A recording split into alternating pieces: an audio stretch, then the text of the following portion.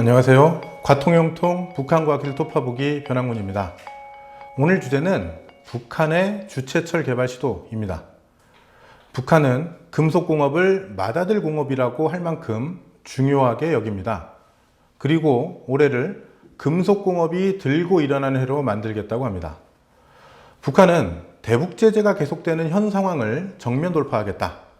자력으로 경제를 발전시키겠다고 결정했는데 이걸 실현하려면 공업, 농업, 건설 등 경제 전반에 필수적인 금속공업을 활성화해야 한다는 겁니다.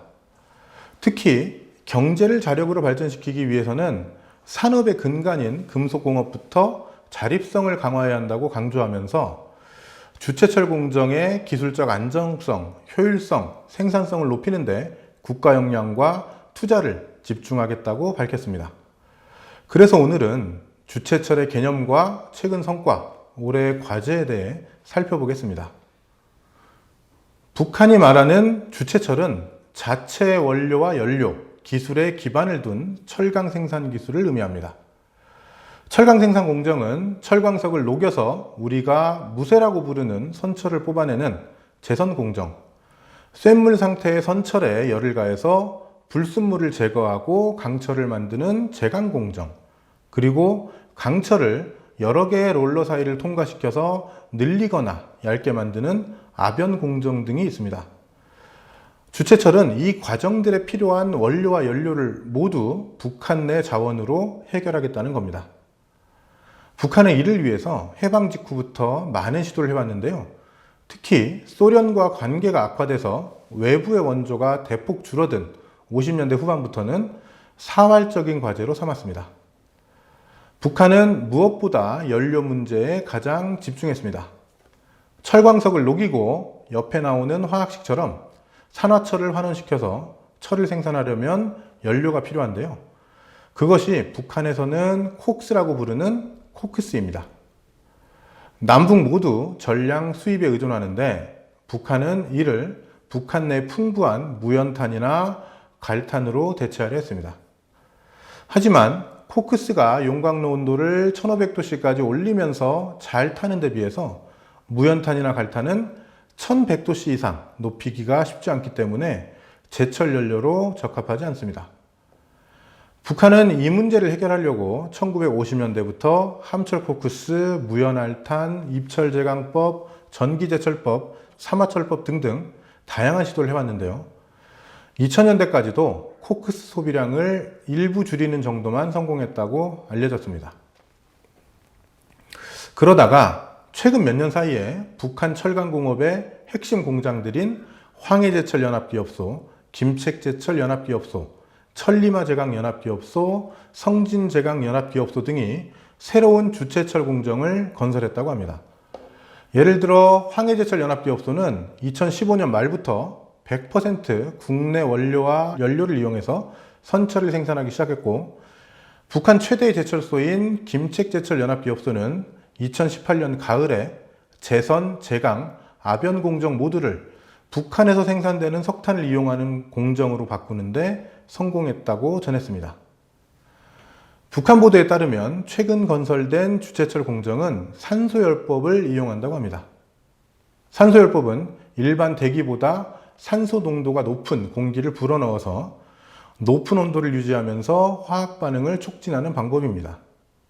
이 방법을 철강공업에 도입하면 같은 원료를 가지고도 용광로 온도를 더 높일 수 있고 산화철의 환원도 훨씬 효율적으로 진행된다고 합니다. 즉, 산소열법을 이용하면 무연탄이나 갈탄으로도 코크스와 같은 높은 열량과 환원 반응을 만들 수 있다는 거죠.